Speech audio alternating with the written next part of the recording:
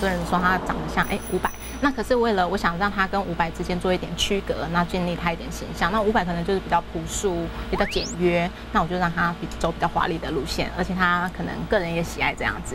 传说麒麟脚趾踩过的地方会为那里的人带来好运。帮以模仿伍佰出名而出道的歌手黄尚设计造型，黄淑金想运用麒麟这个客家的幸运图腾。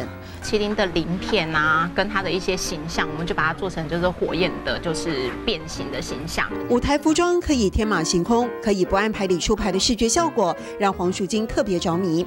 不对称的设计之中，还隐藏顾客的特殊需求。他在右手臂上面有一个刺青，那他想要就是在拍摄的过程中，可能就是尽量不要暴露，所以我在旁边帮他做了一个就是衔肩的一个肩饰，让他能够修饰一下，稍微遮掩一下，让他在舞台上表演的时候，觉得好像有些东西就是阻碍了他。他有跟我姐说，旁边要加什么加什么加什么加什么，然后就可能稍微画个草图让我看一下，然后我凭空想象一下，好像不错。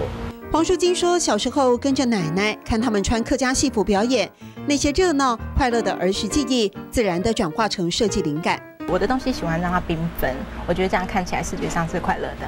喜欢作品那种独一无二的特别感觉，黄淑金因而喜欢铆钉、皮革、毛料丰富的异材质拼接。虽然得要纯手工缝制，难度比较高。空豆周公 EU 看起来很细致。然后一针一线，轻塑两根啊，一针一线，轻塑两根，一针一线。